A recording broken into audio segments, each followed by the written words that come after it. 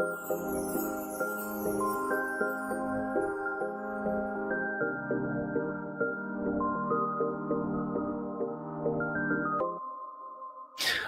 right, folks, the White House feed just went live. Let's watch it. Thank you very much.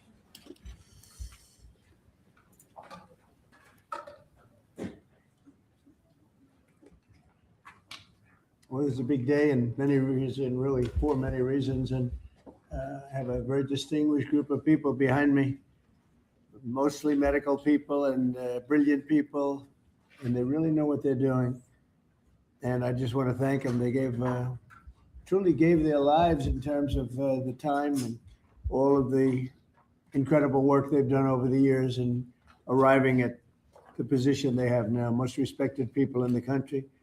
Today, I'm pleased to announce that I will be signing an executive order to reschedule marijuana from a Schedule 1 to a Schedule 3 controlled substance with legitimate medical uses. We have people begging for me to do this, people that are in great pain. For decades, this action has been requested by American patients suffering from extreme pain, incurable diseases, aggressive cancers, seizure disorders, neurological problems, and more, including numerous veterans with service-related injuries and older Americans who live with chronic medical problems that severely degrade their quality of life. And it's so really, I mean, I can't tell you, I think I probably have received more phone calls on this, on doing what we're doing. I don't think I received any calls on the other side of it, but hopefully this reclassification, which by the way polls at 82%, will help many of those patients live a far better life. We're joined today by Secretary Robert F. Kennedy Jr., who's doing a fantastic job, Administrator of Centers for Medicare and Medicaid Services, Dr. Mehmet Oz, the FDA Commissioner, Dr. Marty McCary, Director of the National Institutes of Health, Dr. Jay Bhattacharya, and the Director of the National Institute on Drug Abuse, Dr. Nora Valkow, as well as Dr. Ilana Braun from the Dana-Farber Cancer Institute, Duke University's Dr. David Casseret, the National Commander of the American Legion, Dan Wiley, and my friend Howard Kessler. Howard, how are you feeling? I'm telling you, he looks better than he did 20 years ago. But I don't want to go through what you went through to get there. Okay. Right? But it looks like you're doing great. I'm proud of you. I want to emphasize that the order I am about to sign is not the legalization, or it doesn't legalize marijuana in any way, shape, or form, and in no way sanctions its use as a recreational drug. It has nothing to do with it. Just as the prescription painkillers may have legitimate uses, but can also do irreversible damage and never, if you look at some of the damage that can be caused, wreck lives, and if it's abused, it's never safe to use powerful controlled substances in recreational manners. And especially in this case, if you take a look, illegal and unregulated drugs, very, very bad thing. So I've always told my children, don't take drugs, no drinking, no smoking, and just stay away from drugs. I have been, they would look at me and they said, Dad, would you stop saying that? I would say it every time I looked at it practically. Young Americans are especially at risk. So unless a drug is recommended by a doctor for medical reasons, just don't do it. At the same time, the facts compel the federal government to recognize that marijuana can be legitimate in terms of medical applications when carefully administered. In some cases, this may include the use as a substitute for addictive and potentially lethal opioid painkillers. They cause tremendous problems. This can do it in a much lesser way, can make people feel much better that are living through tremendous pain and problems. 40 states and multiple U.S. territories have already recognized the use of medical marijuana. This reclassification order will make it far easier to conduct marijuana-related medical research, allowing us to study benefits, potential dangers, and future treatments. It's going to have a tremendously positive impact, I believe. We're also asking Congress to reconsider its classification of hemp-derived CBD to ensure seniors can access CBD products they have found beneficial for pain and other reasons. Some people are literally dying, and they're dying with tremendous pain, and this can, in many cases, literally stop it. And they have their senses about them, as opposed to painkillers, which don't allow that, don't allow them to die with dignity, frankly. I promise to be the president of common sense, and that is exactly what we're doing. This is really something having to do with common sense. And it's something having to do with the fact that so many people that I respect ask me to do it. People that are having problems, big problems. They are having big problems with illness, with cancer in particular. I now want to ask Dr. Oz to say a few words, followed by Dr. Braun, Dr. Casseret, Dan Wiley, and Dr. Valcow. And we'll sign the order as soon as they're complete. And we'll take some questions. Please, go ahead. Mr. President, thank you for always bravely pushing for common sense change, as you call it. So President Trump, Secretary Kennedy have been pushing for change. They're passionate in their desire to help the American people, and they have relentlessly pursued this agenda throughout this administration. This also includes a deep passion for research, gold standard research, as Secretary Kennedy also says. But there's another side to the president that often isn't reflected in media reports, and that's the deep passion he has for the people in his life. And he has called me frequently about the people who are calling him, as he alluded to, who are saying that they've got problems and they got relief from some of the solutions we're talking about today. Howard Kessler, who's standing behind me here, who's a mutual friend of ours, was an early caller of the president. Many others have reached out as well. And Howard's been a passionate advocate for avoiding narcotics, especially in seniors, and particularly seniors suffering from cancer. And that's a population that is a very important one.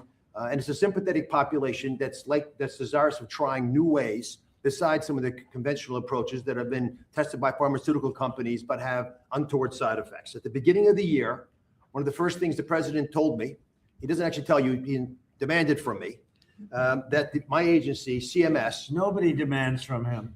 Nobody. You have to know him. That's right. Go ahead. Use the whole tools at his wherewithal to find a better way to help seniors. A passion for a population that has gotten left behind with these discussions. I promised that we would find an answer, even though it had not been done before. And today we are delivering on that promise. Today, our Innovation Center at CMS is announcing a new model and additional actions to give seniors access to cannabinoids. These are CBDs. They're non-addictive, which many are already using to manage pain. There's some clinical evidence that's showing that CBDs provide relief from common conditions that affect Americans, including cancer symptoms and chronic pain and a slew of other problems that affect disproportionately seniors and our veterans. And 6 in 10 people who use the CBDs report that they improve their pain. I think all of those people are calling the president, judged on the number of calls in the support of what we're doing today. And sometimes these decisions are difficult, and there's a reason this hasn't happened before. And there's a reason, Mr. President, that every president before you has whiffed on this issue. It's tough.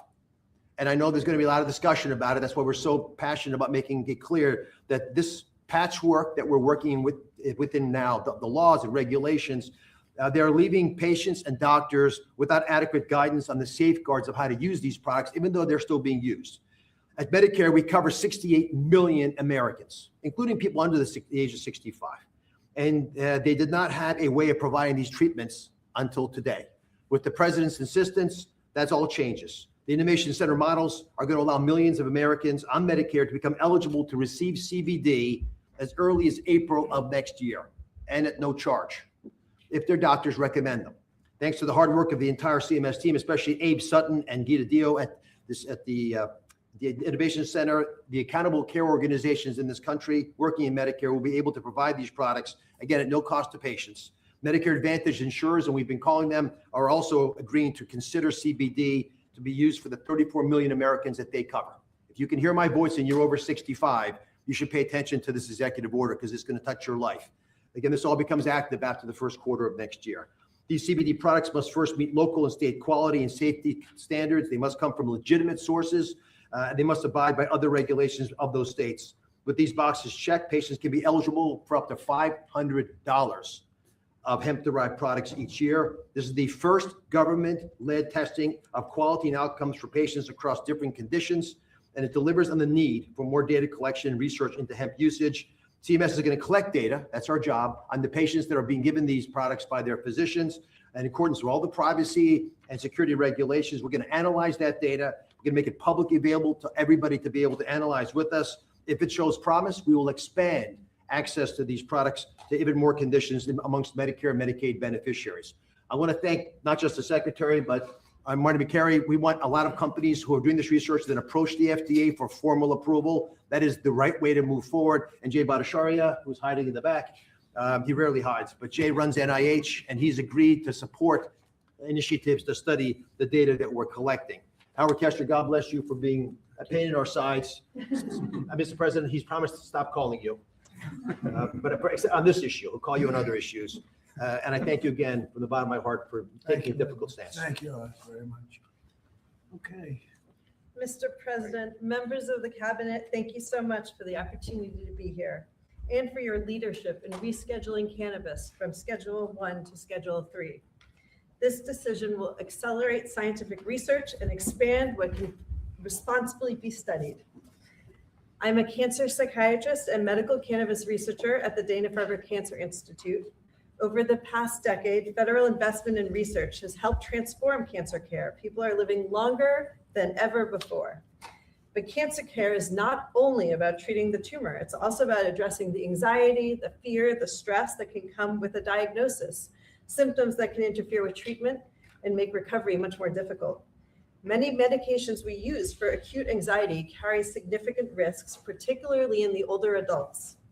That's why we're studying specific natural compounds found in cannabis, including the non-addictive cannabidiol, to understand whether they can safely and effectively help manage anxiety during cancer treatment. Rescheduling allows us to ask these questions rigorously about dosing, about safety, and who may benefit most. This research reflects the best of federal investment, helping people not only live longer, but live better. Thank you, Mr. President, for supporting careful science-based research that puts patients first. Thank you. Thank you, Doug. That's beautiful. Thank you. I'll add my vote of thanks, Mr. President. I never really thought this day would come. I met a patient about 20 years ago, a retired professor named Elizabeth, who came to my clinic. She was dying of pancreatic cancer, and she asked me then whether cannabis might help her. And I said no, because that's what I learned in medical school. She reached into her briefcase, took out a 3-inch tall stack of articles, put them down on my desk and said, "Really, doctor? You should read these. You might learn something." And I did read those articles, every single one, and found a bunch more. And I did learn something. I learned that there actually is some medical benefit to cannabis that I had not anticipated, never heard about in medical school. Second, I learned that there was a lot we don't know. And third, I learned it's really, really, really difficult to do high quality randomized controlled trials of a substance that's federally illegal.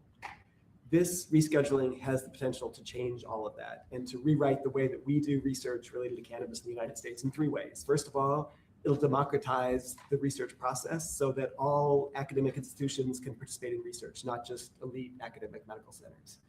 Number 2, it'll give patients and researchers access to highly refined, reliable sources of cannabis rather than relying on 1 or 2 sources around the country. And last but not least, it'll let us do the sorts of large-scale randomized controlled trials that we do in oncology and cardiology, not dozens of patients, but hundreds or thousands of patients. That's how we learn. That's how we produce valuable knowledge that's useful in guiding treatment decisions. Mr. President, without you, this never would have been possible. And my patients and I and all of our families are grateful. Thank you. Thank you, Doctor, very much. Thank you very much. Mr. President, I am Dan Wiley, National Commander of the American Legion, representing 1.5 million veterans. We are the largest veterans organization. We have 2.5 million members of our American Legion family. And I want to start by thanking you for your leadership on this issue. This issue is extremely important to the American Legion, and I want to thank you on behalf of the veterans who are going to benefit from potentially the research regarding this issue. Also want to thank you for your VA Secretary, Secretary Collins, and his work on difficult veterans issues with us this past year. The VA has worked with us on our Be the One mission, which is a mission to fight the epidemic of veteran suicide. Veterans are disproportionately affected by conditions such as PTSD, TBI, depression, and chronic pain. And with this reclassification, it will allow research to be conducted with regard to cannabis. There is anecdotal evidence that cannabis benefits these conditions. And now we'll have an opportunity to see if research does prove that it is effective. And if it is so, then it'll open up a whole new method of treatment for our veterans with regard to this particular issue. And so, again, I just want to thank you for your leadership and thank you on behalf of the American Legion for this executive order. Thank you. Such great people Thank you very much. that Mr. have President. suffered and will suffer a lot less now. You're right. Based on what I hear. Good Anybody afternoon. else, please? I'm Nora Volkov. I'm Director, National Institute on Drug Abuse. And for us, the rescheduling opens the door to actually be able to accelerate the rate at which we can do research and discovery. And research is crucial in order for us to, for example, understand what may be and for whom the dangers of cannabis. Yes, cannabis can be addictive. And certainly people, adolescents and children may be the most vulnerable. But we cannot close our eyes to research and the opportunity that we are hearing from patients that for some of them, cannabis can solve their problem. And so what we need to do is do research, number one, to understand what are those conditions. Number two, in order to be able to optimally learn how to use it. And to understand, number three, who is at danger. And it is knowledge that will allow us to optimally take the benefits that may be behind cannabis, as research shows, but on the other hand, also enable us better to do prevention interventions to protect those that are most vulnerable. So thanks very much. Great job. Thank you very much. Thank you, Doctor. Bobby, do you have something to say? I'll just echo, thank you, Mr. President. Thank you for your leadership and vision and finally getting to closure on this issue. This is a question, a scientific question, that has divided our country for many, many years. And there are valid claims on both sides. On one side, patients and physicians attest that cannabinoids and THC can have miraculous effects on chronic pain, on epilepsy, on PTSD, on chemotherapy-induced nausea. My friend Howard Kessler, without whom we wouldn't be here today, drove this change in the schedule. And he did it because of his own experience in mitigating the impacts of chemotherapy. There's nothing to gain from this. He just saw something that worked for him, that worked for thousands of other Americans, and he wants to make it available to them. On the other side, there are valid claims about the negative impacts, about addiction, about psychosis, about adverse public health impacts, and impacts particularly on young people. So we haven't been, the evidence on all of these is anecdotal and it's hypothetical because we have not been able to do scientific studies. There is no standardized dosing. And if you don't have standardized dosing, any study that you do is comparing apples to pears. And we don't know the difference between botanicals and synthetics, and all of these questions we're now going to be able to answer. 5 administrations have promised to act on this issue. The Biden administration promised to do this, and the proposal began during the Biden administration. It got mired down in the chaos and inertia and disorganization of that.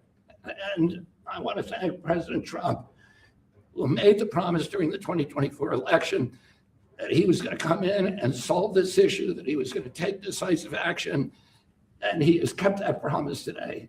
And so thank you, President Trump, for your vision. And because of that, we will have answers very soon. This will finally allow us to study this issue and to answer these questions for the American people. Thank you very much, Bobby. Howard Kessler, a friend of mine, one of the most successful people in the country,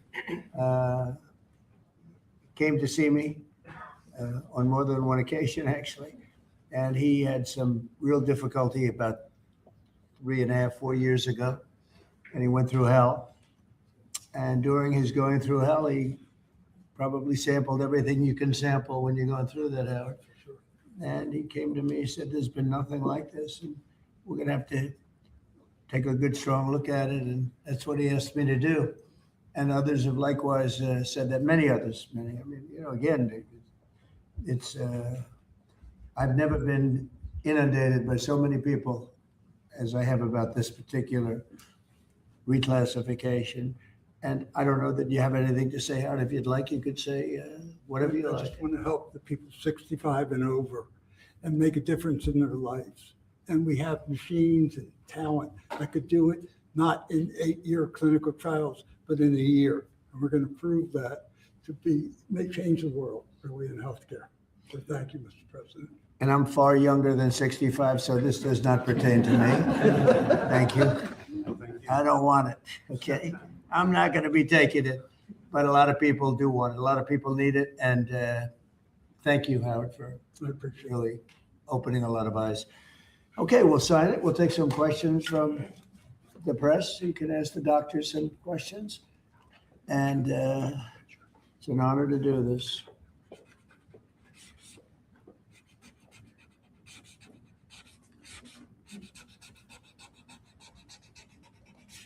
That's a good one. We rate that.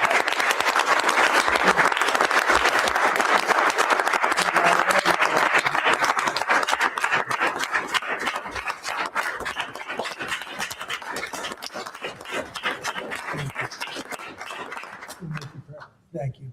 Thank you very much, everybody. Any questions, please? Mr. President, Yes. a health-related question on your healthcare plan. You've said you want to make direct payments to Americans, but these Obamacare subsidies are expiring now in a matter of just a few days. More than 20 million Americans are now bracing for their premiums to skyrocket.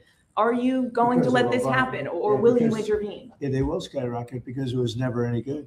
I'd like to see the money that is going to the insurance companies by the hundreds of billions of dollars. Their stocks are up 1,400%, 1,800%, and 1,624%. Their stocks are up through the roof over a fairly short period of time because they're getting vast amounts of money. I want that money to go to the people directly and let the people buy their own health care. And they'll get much better health care than they get with the Unaffordable Care Act, as it's known by a lot of people. It is virtually unaffordable for people. It's a bad thing. We can have a great thing. Let the money go directly to the people and let them buy their own health care. But this is an urgent problem, Mr. President. Is there anything you can do now, Mr. President? Can I answer this? This is going to be right now, as far as I'm concerned. Go ahead. We just got data today. We have federal exchanges where people come shopping for the ACA. And the president hasn't heard this yet, but we've talked to the team. The percentage change from last year was down 2.7 to 2.8%. Not the massive numbers that have been predicted. And there's many possible reasons for this. But right now, Americans are signing up for these programs, despite all the things that have been going on. 2.8% is a tiny fraction of what many had claimed would happen. And I think it speaks to the fact the American people appreciate these ACA plans are already subsidized over 80%. So it's a good deal, even if you don't get the extra 15, 20%. It's a great solution to much better health care at a much lower cost. Yeah, please. But do you want Congress to extend these ACA subsidies? Well, I'd like that to be able to do it. I'd like to get right into this, and I'd ask Oz this question in particular, but I'd like to see us get right into this. I don't know why we have to extend. This could be done rapidly if the Democrats would come along. We have a problem. The insurance companies own the Democrat Party. They own it. So briefly, I'm not sure if we're going to get any more cannabis questions. We'll keep the feed up for now. And once the feed goes down, I'll end this live stream. Let's get back to the live with President Trump in the Oval. Be beholden to the, insurance companies. They're making a fortune. I want the money to go to the people. Go ahead, Oz. How would you say that? I agree with the president. We have some ideas out there. Congress is working through some concepts. I just want to emphasize that the ACAs are not imploding based on the data we just received from the federal marketplace. This can go very quickly, actually. Yes, please. Mr. President, can I ask you, clarify something for me on the Federal Reserve? How many people are you interviewing for the Fed chairman, and what did you think of Chris Waller? I think he's great. I mean, he's been a man who's been there a long time, somebody that I was very involved with, in the sense of his career, and he's a fantastic man. I met him yesterday, again. So how many people are you looking at? We're talking to 3 or 4. I think every one of them would be a good choice, honestly. So Michelle Bowman. We'll be making a decision pretty Is quick. Michelle Bowman on that list too, or you can interview her? She's fantastic. She's a fantastic person. Thank you, Mr. President. Some GOP lawmakers have written to you in recent days saying they're concerned this executive order could normalize drug use for youth. How would you respond to them? You think about this particular today? Well, I think I'd let one of the doctors respond to it because they can do it a lot better than me. But I can only tell you that when you see polls of 82% of the people want this, when I have friends that are really, really sick and they've gone through, I guess you could say, unfortunately, I don't want to become too involved in it because I don't want it happening. But these are people that really know what's going on. Very smart people. This is one of the most successful people in the country and a very brilliant guy. And when they go through this horrible ordeal of cancer or other things, and they realize that this is something that makes them feel better without all of the side effects of some of the drugs where you're just totally knocked out and out of it. But I'd like to have one of the doctors maybe respond because you people do it better than anybody. I'm happy to respond. Yes. I mean, and my answer is we have had cannabis scheduled for how long? And it hasn't protected neither the adolescents nor the adults. We have 20 million people in the United States with a cannabis use disorder. This is not legalizing it. It's making easier to do research so that we can use it when it is indicated and optimally. So it's also a big part of this is research. In other words, you'll now have a much larger sample and you'll be able to see if it's as good as many people say it is. I mean, people say it is beyond good, and you'll be able to find that out now. On housing, you talked in your address last night about housing. Yeah. Are you still considering a national emergency over housing? I'm looking at it. What would Yeah, that look I'm like? looking What would at that it. look You know, there's two thoughts on housing. You have a lot of people have housing that because we have such a strong time and such a strong market, their houses are very valuable. It's a big part of their net worth, their house. I don't want to knock those numbers down because I want them to continue to have a big value for their house. At the same time, I want to make it possible for young people out there and other people to buy housing. In a way, they're at conflict. In other words, you create a lot of housing all of a sudden and it drives the housing prices down.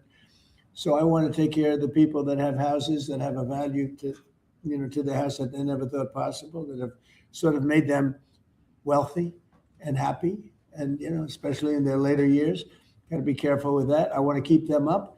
At the same time, I want to make it possible for people to go buy houses. Daniel, please. Mr. President, you announced the Warriors dividend Yeah. last night in your primetime speech. Very patriotic, very generous. What was the rationale and the thought process? How did you come up with the idea? What made you want to give back to Well, the our troops?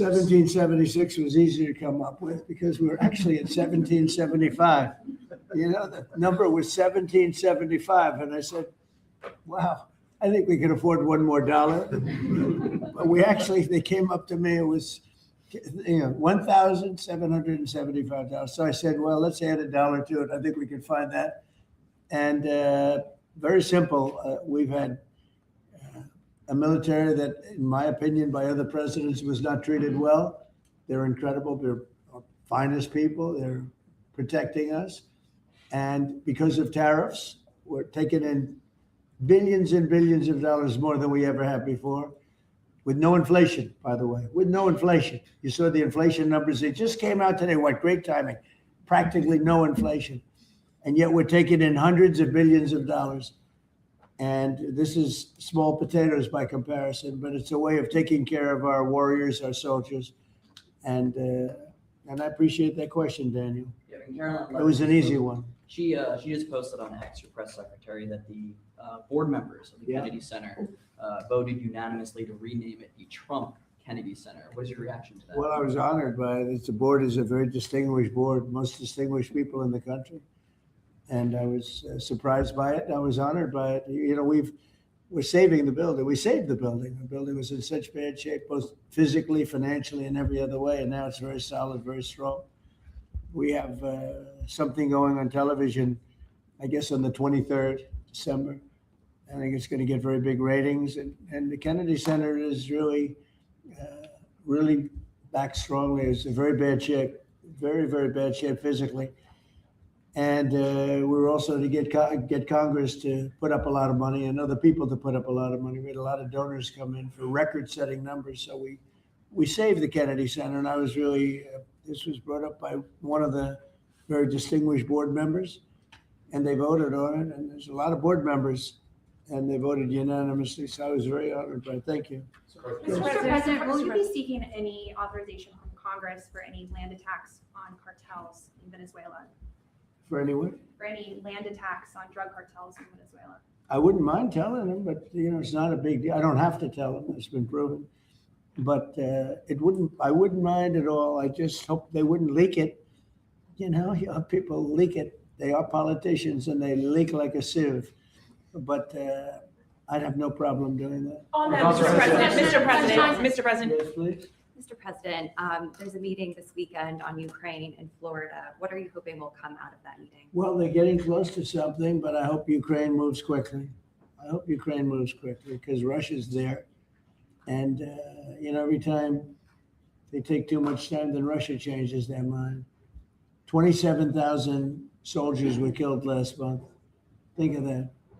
What do you think of that, doctors? 27,000, it's like a half a football stadium were killed in 1 month.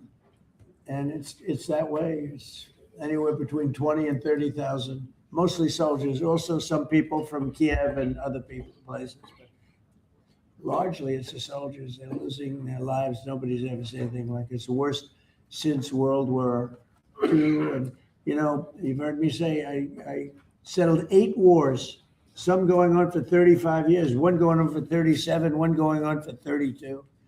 And 8 wars, and I thought this would be an easier one. This is because of the animosity, the hatred. It's a little bit more difficult than we thought, but there's a chance we can get this done maybe soon.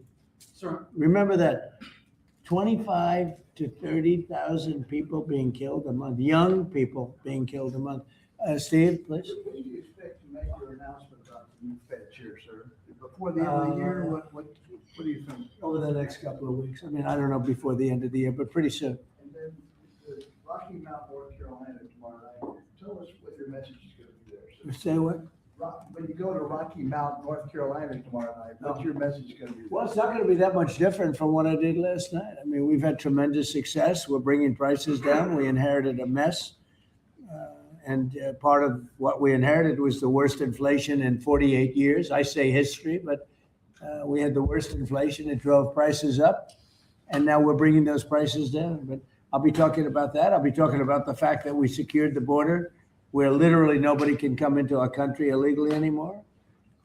They came in from prisons and mental institutions and drug dealers and, a lot of bad people from all over the world. Venezuela emptied their prisons into our country. We had Tren de Aragua, which supposedly, the doctors don't know this. It's the meanest gang of them all. Okay, doctor? You don't have to know about it. You got other problems.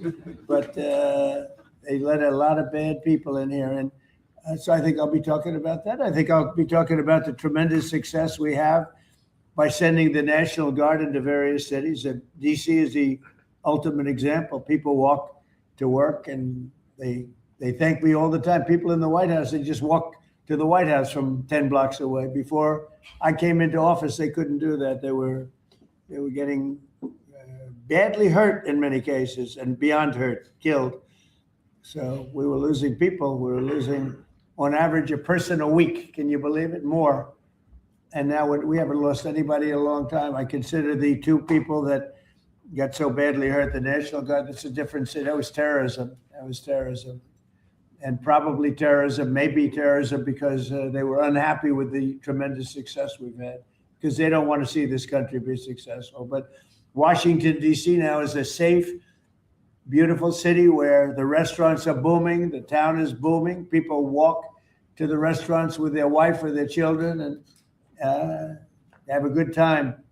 We were losing all the restaurants. We were losing our life in this. We were just the whole heritage of Washington, D.C. was down the drain, and we brought it back. All right, folks, I'm pretty sure that's it. We'll let the stream finish, but that's the announcement. So we're going to let the stream finish. He's just about to call it close, and we'll get out of here. Best country anywhere in the world. And I say it all the time, we were a dead country 1.5 years ago. Do you expect to meet Prime Minister Netanyahu while you're down in Palm Yeah, he would like to see me. We haven't set it up formally, but he'd like to see me. We've had great success. Peace in the Middle East, aside from everything else. We now have peace in the Middle East. Yeah, he'll probably come to see me in Florida. Egyptians as well? Are they I'd love to have him. El Sisi, he's a friend of mine. Yeah, I'd love to have him. Thank you very much, everybody. Thank you, press. Let's go. Thank you, press. Thank you, press. All right, that's it. That was what you've all been waiting for. I'll just share a few of my observations. I believe that you could see Terry Cole, the administrator of the DEA, in the room. I can try to show you who I'm talking about. Let's see if we can find a good camera angle. I also found it notable that Trump said something to the effect of, "This doesn't legalize marijuana or sanction its recreational use." That's not surprising, but it is notable, I believe. And there you can see who I believe to be Terry Cole. Why do I believe that's Terry Cole? Well, take a good look at him. I'll put it full screen. And then let's take a look at this guy. They look pretty similar, but I'm not exactly sure if that is Terry Cole. I think it's also notable that Dr. Nora Volkow said this is not legalizing it. And I'm curious what you all think. Drop your comments below. If you'd like to see coverage of this, subscribe to my channel now. Also, I would encourage you to check out the Dales Report. From what I understand, they're going live later today. And somebody is asking, because maybe they're just tuning in right now, so what happened? Donald Trump signed an executive order. Let's see if the White House's website is updated yet. It's not, but you should be able to find it here soon. He signed an executive order which made a recommendation to, I guess, expedite the Schedule 3 process. Feel free to just rewind back. There were also a few other directives that had to do with CBD and Medicare and research. So, and Brandon has a good answer, and this is why I'm hesitating to get really in depth. We don't know what it means until we can actually read the executive order. I've seen reporting on the executive order that I trust. However, I just think I would be getting into speculation land if I start speaking on it now. So the point of today's live stream was just to live stream the hearing. And folks, I hope that you found value in this live stream of the Cole Memo. The Cole Memorandum. The Cole Memo. The Cole Memo. The Cole Memorandum. I mean, you have to respect the memo.